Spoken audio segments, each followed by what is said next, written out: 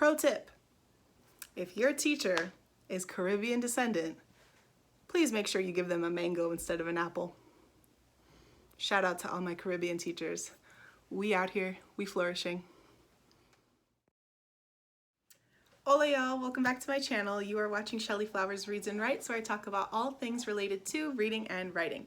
I am your host, Shelly Flowers, aka Michelle Flores, and today I wanted to bring up a video that I've been thinking about for a few months now because school's gonna start. And I do want to preface this by saying I'm going to be entering my 10th year in the classroom. This is by far the strangest, I won't say my most difficult year, but definitely the one where I really don't know when to anticipate for this coming school year. And I'm working in a district where I will be teaching in a hybrid model, meaning I'm going to be doing a few days in person and a few days at home online. I also have school-age children. My son is going into first grade and my daughter is going to be going to daycare. So I see all sides to this situation, and I am someone who is unfortunately not left with a lot of choices on what I can do in these unprecedented times. I'm really growing to hate that phrase. So if you're in a situation like me, I hear you. Let's talk about it, because it's just not, it's wild. And I wanted to make this video because I am an educator who believes that I am also a lifelong learner. I know that I am constantly working on myself. I am adding on new certifications every year. I am constantly trying to learn about new styles of pedagogy. I'm also trying to unlearn harmful practices that I have used throughout the years, because I think it's important that I maintain the ability to reach all of my students, not just the ones who happen to look, act, or think like me. So with all that being said, this is my video for my favorite books about teaching that I've amassed over the years. Now, I do want to make it really clear, like I said before, I am constantly learning. So if you have other books that you think might be great suggestions for me or for other people who might happen to watch this video, please drop down those suggestions in the comments below, because I think this is a resource like any other video. And if this helps someone with their teaching practice, awesome. If they are able to connect with other educators because of this video, that's even more awesome. So with all that being said, let's go ahead and get started. First up, if you are a teacher who is struggling with organization and needs ideas on how to stay personally organized, not just for your classroom, I highly suggest The Together Teacher by Maya Heck Merlin. I started using this book in my 3rd year of teaching, and it is awesome. It is designed by a woman who was a teacher, so she understands how teachers think. And she basically breaks down different organizational structures that are tailored to what you as an individual educator need. So her main thing is to figure out whether you are a task-based person or a time-based person. And then from there, she suggests different strategies that you can use to stay organized. I personally was a task-based person, but after having children, I have had to become a time-based person. And that was a really hard shift for me. So she breaks down how to do it, what it can look like, everything from using your Google Calendar to time block to providing worksheets if you need to create lists and tasks. She also goes over how to implement long-term plans into day-to-day plans, which I think is really helpful. As someone who does tend to focus so much on big picture stuff, I sometimes forget to accomplish some of those tasks that are needed on a day-to-day basis. Thinking especially, as someone who will sit down and plan an entire scope and sequence for my year and then forget to include objectives in my daily lesson plans. So, we all struggling. But this book is awesome. So if you don't have it, I highly suggest you get it. It will be super helpful for anyone who struggles with staying organized. Okay, these next 2 books that I'm going to suggest are more for just basic teaching practices. So things relating to behavior management, pedagogy, engagement, just like the day-to-day things that you need to be a good teacher. The first book is one that I'm currently reading, so I'm not done with it, but I'm still recommending it because I think it's really helpful. The Skillful Teacher. This book is chock full of really awesome advice, and as you can see, it's completely tabbed up. Everything from understanding what teaching actually is, because a lot of people don't actually know what teaching is. It's really the why behind the what. I think a lot of books focus on the what and how, but if you're someone like me who struggles to do things if you don't understand why you're doing them, this book is a great resource to use if you need that rationale. The next two books that I am going to be recommending are books that I think everybody who has worked anywhere in education has heard of, but I think they are a standard for a reason. They're really helpful and they provide a lot of excellent ideas on things to do. These are the Teach Like a Champion books. I have both versions because I am extra in my ridiculousness. And I really love both of these books. I think especially if you're a first or second year teacher, this is just great for building your teaching repertoire. I remember getting to my classroom on the first couple weeks, and after doing my first 2 weeks of culture lessons, I had no idea what to do next. I didn't really understand how to structure a lesson. I didn't really understand how to teach different kinds of strategies. I didn't understand that teaching could be more than just me standing at my board and having kids take notes. There's a lot more that can go into teaching, and these books are awesome for giving you the ideas on how to do so. Okay, next up is anti-racist work. So the uprising that has occurred this past summer, I think should be a clear indication to anyone who is seeking to go into the classroom. We all have things that we can learn and unlearn as educators. And I think all of us are approaching this work at different places. Some of us are just now awakening to the concept of inequality within our culture. And others of us have been doing this work for a long time and I think are just constantly trying to push themselves and push their practice in terms of creating a space for education as liberation and as a way to empower our students. One book that has helped me along this journey is this book here, The Trouble with Black Boys. I think if you are someone who's interested in understanding the school to prison pipeline and understanding the ways in which education can work as another arm of law enforcement and how problematic that can actually be, this is an excellent resource to connect to. It focuses primarily on Black boys and basically the ways in which Black boys' bodies are heavily, literally policed in public schools due to the culture that most public schools ascribe to, a very white dominant culture. I found this book to be really fascinating, and as someone who is both married to a Black man and raising a Black boy, this is something that I have had to unlearn, particularly in recent years, because, you know, as someone who joined an organization like Teach for America, I thought that I was woke. I thought that I understood inequality, and I understood it on a very surface level.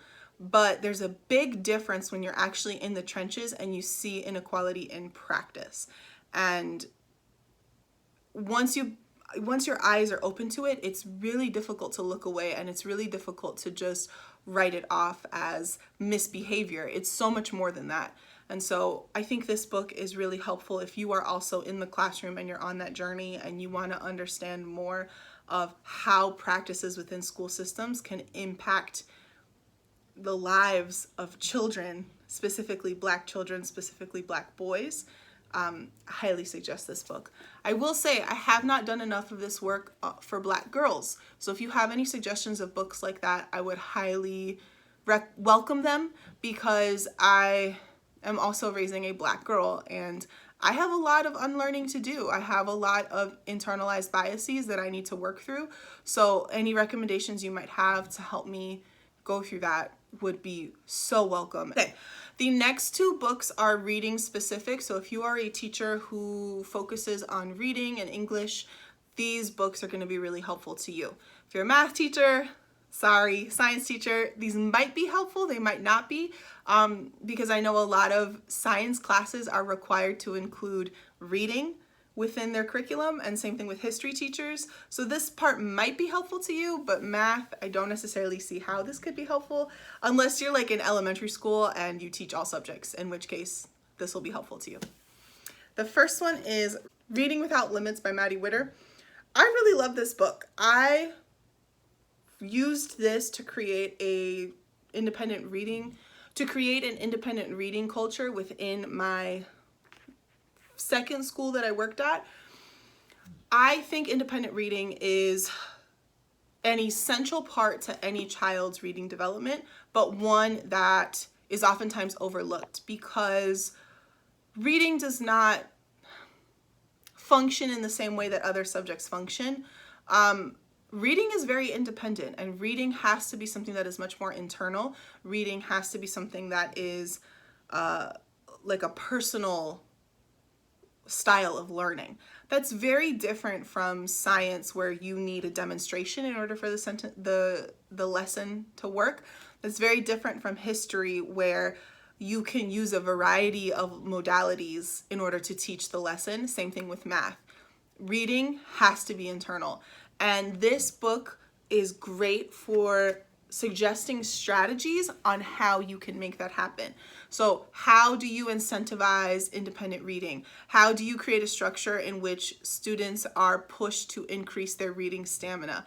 How do you create a system in which students are encouraged to read independently and grapple with the text in very critical ways? That is something that I really appreciate about this book. It goes over all different kinds of strategies in order to do that. And it also focuses on not necessarily celebrating independent reading, but acknowledging that it is a necessary part to learning. So highly suggest this, especially if you teach middle school and you want to incorporate independent reading strategies in your classroom. This is a great example of the what to do.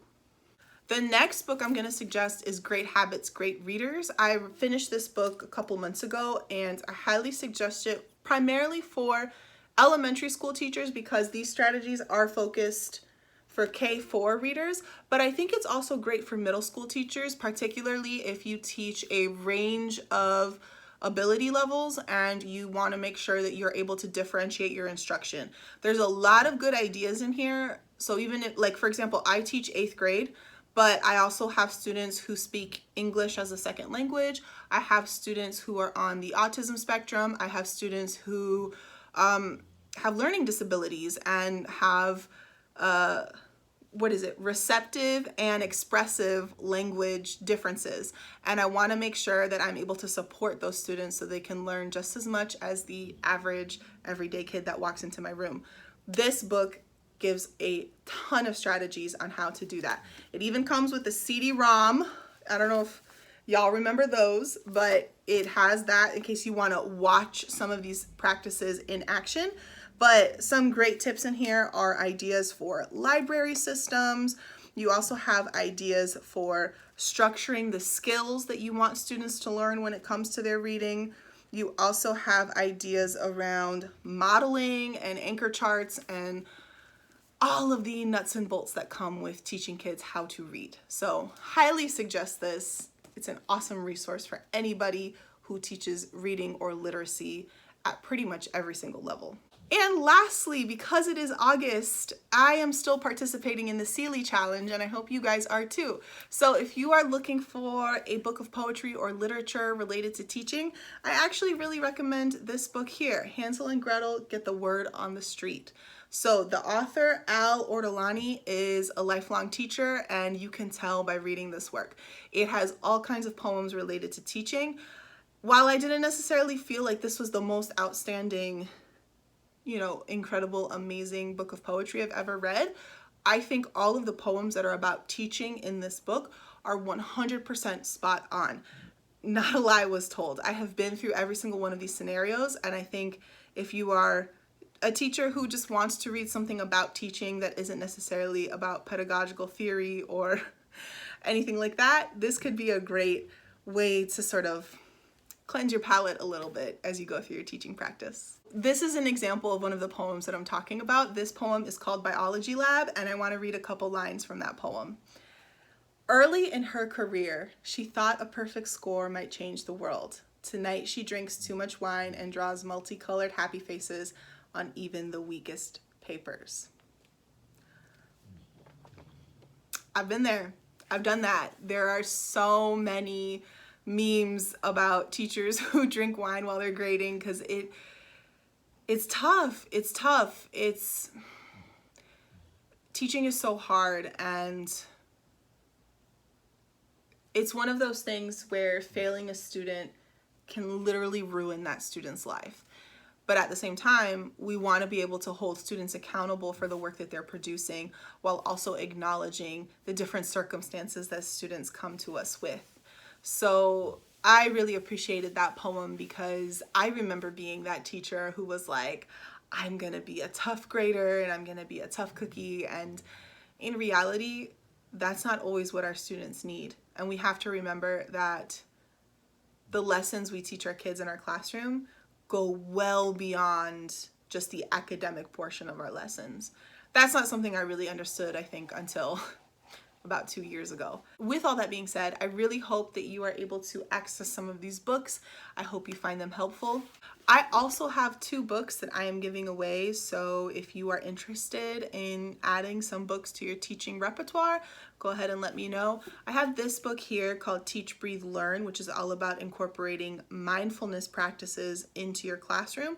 I think it's really helpful. I use some of these practices, particularly when I'm having a rough lesson where I'm just doing everything and nothing seems to be working. Sometimes it's okay to take a break, try some breathing exercises, learn to recognize those emotions, but also not let them consume us. So highly recommend this book, and I'd be happy to send it along to anybody if you are interested in it. Just DM me on Instagram so I can get it to you. The other book that I am giving away is Reading Without Limits because I have an extra copy. So if you are interested in incorporating a independent reading practice, let me know. Just DM me on Instagram and I will be happy to send it your way. I also want to add, if you are an elementary school teacher who is also Christian, I'm going to put the link down to one of my favorite people in the world. Her name is Shelda. Her channel is called Faith Fueled Teaching. Highly recommend that you watch this channel. She is such an incredible teacher. I got the chance to work with her a couple summers ago, and I learned so much about teaching from her. So highly recommend that you watch her channel if you're looking for different teaching ideas, teaching strategies. She's awesome. So check the links down below out for her channel. All right, y'all. That is it from me today. Please go ahead and let me know if you have any other books that you have read that you found to be extremely helpful when it comes to teaching. I'd love to check them out. My name is Michelle Flores. Like I said before, I post videos every Wednesday and Sunday, sometimes Friday. You can find me on all forms of social media as @ShellyFlowers. I also have a couple of books for sale. So if you are interested in purchasing one of my own books of poetry, you can find the links down below. All right. Ciao, y'all.